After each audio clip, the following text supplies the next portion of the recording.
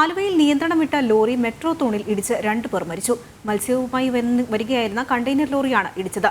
ലോറിയിലുണ്ടായിരുന്ന ആന്ധ്ര നെല്ലൂർ സ്വദേശികളാണ് മരിച്ചത്. ഇന്ന് പുലർച്ചെ 2 മണിക്കാണ് അപകടമുണ്ടായത്. ആന്ധ്രയിൽ നിന്നും ആലപ്പുഴയിലേക്ക് ചെമ്മീൻ കൊണ്ടുവന്ന കണ്ടെയ്നർ ലോറിയാണ് അപകടത്തിൽപ്പെട്ടത്. നിയന്ത്രണം തെറ്റിയ ലോറി ആലുവ മുട്ടത്ത് മെട്രോ തൂണിൽ ഇടിച്ചു കയറുകയായിരുന്നു. അപകടത്തിൽ ലോറിയുടെ എഞ്ചിൻ ക്യാബിൻ പൂർണ്ണമായും തകർന്നു. ആന്ധ്ര സ്വദേശികളായ മല്ലി, ഹബീബ് ബാഷ എന്നിവരാണ് അപകടത്തിൽ മരിച്ചത്. ഡ്രൈവർ ഉറങ്ങിപ്പോയതാണ് അപകടത്തിന് കാരണമെന്നാണ് പോലീസ് സംശയിക്കുന്നത്. മരിച്ചവരിൽ ഒരാളുടെ മൃതദേഹം കളമശ്ശേരി മെഡിക്കൽ കോളേജിലും മറ്റൊരാളുടേത് അങ്കമാലി താലൂക്ക് ആശുപത്രിയിലേക്കും മാറ്റി. ഇതിനിടെ മറ്റൊരു കാറും സംഭവസ്ഥലത്ത് അപകടത്തിൽപ്പെട്ടു. പുലർച്ചെ 4 മണിയോടെ നെടുമ്പാശ്ശേരി ഭാഗത്തു നിന്നും വന്ന കാർ അപകടത്തിൽപ്പെട്ട ലോറി കാണാൻ പെട്ടെന്ന് നിർത്തിയപ്പോൾ പിന്നിൽ മറ്റൊരു കാർ ഇടിച്ചാണ് അപകടമുണ്ടായത്. ഈ അപകടത്തിൽ ഒരാൾക്ക് നിസ്സാര പരിക്കേറ്റു. ജനം, കൊച്ചി.